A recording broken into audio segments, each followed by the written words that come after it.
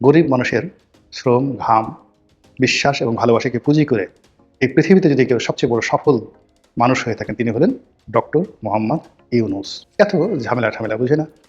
যাবে হয়তো পত্র কিনতে, বয়স্ক মানুষ, সেই স্ত্রী অসুস্থ। তো তার ওষুধ কেনার জন্য বাজারে যাচ্ছে, পেটের ব্যথায় স্ত্রীর। হঠাৎ দেখলো যে দুটো মোরগ লড়াই করছে, দুটো ছাগলের ফাইট হচ্ছে, কিংবা ধরুন সাপ খেলা দেখানো হচ্ছে। সে বেচারা দেখতে দেখতে ভুলেই গেল যে তার স্ত্রীর ওষুধ কেনার জন্য সে এসেছে। অনেকক্ষণ দেখলো, দেখার পরে সে যখন তার সম্বিত ফিরে পেলেন তখন দেখলেন যে দোকানপাট বন্ধ হয়ে গেছে। এরকম আমাদের এই বাংলায় যে কত আলো ভোলা মানুষ আছে, কত বেহিসাবি মানুষ আছে, সেই বেহিসাবি মানুষদেরকে নিয়ে কত সুন্দরভাবে ব্যবসা করা যায়, কত সুন্দরভাবে সুদের একটা পসরা সাজানো যায়, কত সুন্দর সৌধ তৈরি করা যায়। গরিব মানুষের শ্রম, ঘাম, বিশ্বাস এবং ভালোবাসাকে পুঁজি করে এই পৃথিবীতে যদি কেউ সবচেয়ে বড় সফল মানুষ হয়ে থাকেন তিনি হলেন ডক্টর মোহাম্মদ ইউনূস। তার গ্রামীণ ব্যাংক ভবনে যান, গ্রামীণ ফোন ভবনে যান, তার গ্রামীণ সেন্টারে যান, দেশে বিদেশে তার অর্থবৃত্ত দেখেন, গ্রামীণ ট্রাস্ট দেখেন, যা কিছু দেখেন সবই ওই গ্রামীণ ব্যাংকের যে কর্মকর্তা কর্মচারী এবং সাধারণ যারা গ্রামীণ ব্যাংকের সদস্য, তাদের ঘাম, শ্রম, মেধার ফল এবং ফসল। এই মানুষটিকে বাংলাদেশের সবার আগে চিনেছিলেন শেখ হাসিনা, আর এই মানুষটিকে চিনেছিলেন পশ্চিমা দুনিয়া। পশ্চিমা দুনিয়া বুঝেছিলেন যে একে লালন পালন করা দরকার, পশ্চিমা দুনিয়া বুঝেছিলেন যে একে বড় করা দরকার, একে ফুলানো ফাঁপানো দরকার এবং একে বাংলার সিংহাসনে বসানো দরকার। তো সেই যে তাকে নিয়ে যে পশ্চিমাদের আদিক্ষেতা, নোবেল পুরস্কারের অনেক আগের থেকে, তারপর পুরস্কার, তারপর নানা রকম কীর্তি কাহিনী, আমরা কেউ বুঝলাম না, আমরা কেউ টের পেলাম না। আমরা সবাই আবেগ আপ্লুত। আহা, এত সুন্দর মানুষ হয়! কি আভিজাত্য, কি লালিত্য, কি শিক্ষা, কি দীক্ষা, কি সৌজন্যতা, কি ভদ্রতা! ও মাই গড! আমরা তাকে মানে ননির পুতুল করে মাথায় করে নাচলাম বহু বছর। কিন্তু একজন শেখ হাসিনা তাকে কি করে যেন চিনে ফেললেন। আমরা পুরো জাতি ঝাঁপিয়ে পড়লাম শেখ হাসিনার উপরে। ছি ছি ছি ছি! এইভাবে মানুষ বলে, এইভাবে একজন বিশ্বনন্দিত নোবেল লরিয়েট তাকে এইভাবে কি অপমান করে? সে অবস্থায় শেখ হাসিনা গেলেন, ইউনূস এলেন, বাংলার সিংহাসন। আমরা আবার সেই স্বপ্ন দেখা শুরু করলাম। আমরা সেই যে আলো ভোলা মানুষ, আমরা সবকিছু ভুলে গেলাম। ভুলে গিয়ে আমরা ডক্টর মোহাম্মদ ইউনূস যেদিন মাথায় টুপি দিলেন, যেই দিন রোহিঙ্গাদের সঙ্গে ইফতার করতে গেলেন, আমরা আহ্লাদিত হলাম যে এবার একটি রোহিঙ্গা থাকবে না। ৩ মাসের মাথায় দেখলাম আরো ৩ লাখ রোহিঙ্গা নতুন করে বাংলাদেশে ঢুকবে। এরপর দেখলাম সেই রোহিঙ্গারা বাংলাদেশে তাদের যে তৎপরতা শুরু করলো, যুদ্ধ লেগে যায় মায়ানমারের সাথে।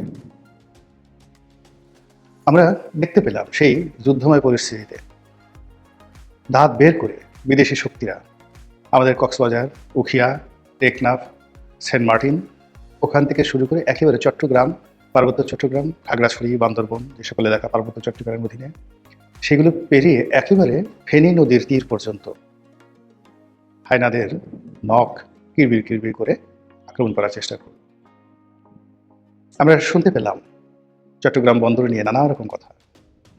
একটি টার্মিনাল সৌদি আরবকে দিয়ে দেওয়া হলো, সৌদি কোম্পানি, কিন্তু পতেঙ্গা টার্মিনাল যেটি। আর সবচেয়ে লাভজনক যে টার্মিনালগুলো আছে সেগুলোর মধ্যে অত্যাধুনিক টার্মিনালগুলোকে দুবাই ভিত্তিক আমেরিকান কোম্পানি ডিপি ওয়ার্ল্ডকে দিয়ে দেওয়া হলো চুক্তির মাধ্যমে। আমরা দেখতে পেলাম অনেকগুলো চুক্তি হলো। এক একটা চুক্তি 20,000, 30,000, 40,000, 50,000 কত টাকার আমরা বলতে পারি না।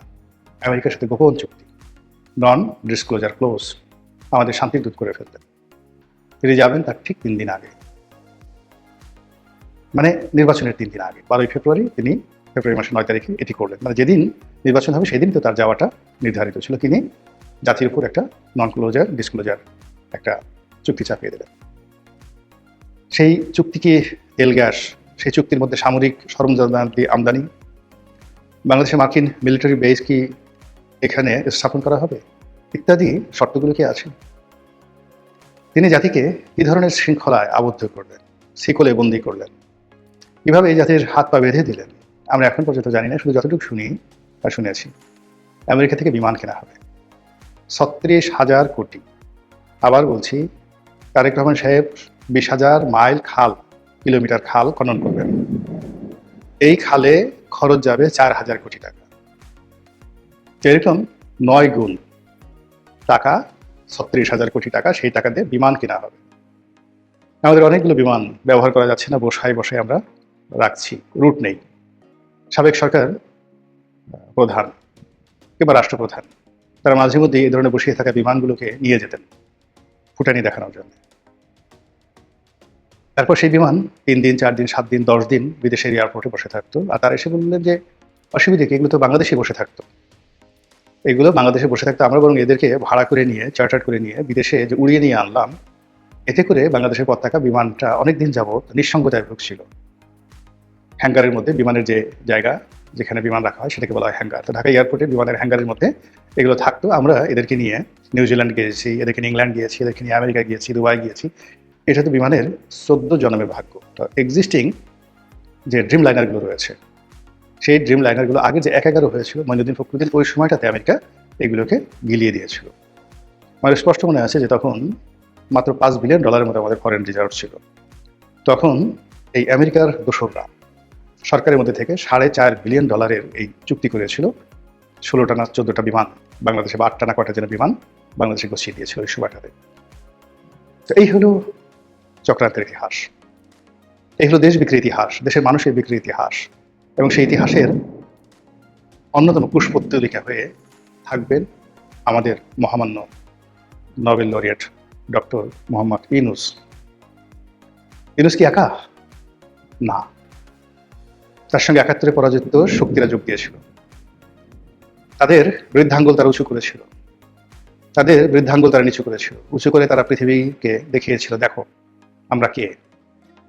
আবার সেই বৃদ্ধাঙ্গুল নিচু করে তারা যাদেরকে পরাজিত করেছিল তাদেরকে টিটকারি করেছে। 17টা মাস ধরে সমস্ত রাষ্ট্রশক্তিকে ব্যবহার করে এই বাংলাদেশে 71-এর পরাজিত শক্তি যা কিছু করেছে, যত মব করেছে, যত অন্যায় করেছে, অবিচার করেছে, চুরি ডাকাতি রাহাজানি করেছে, তার দায় থেকে ডক্টর মোহাম্মদ ইউনূস বাদ যেতে পারেন না।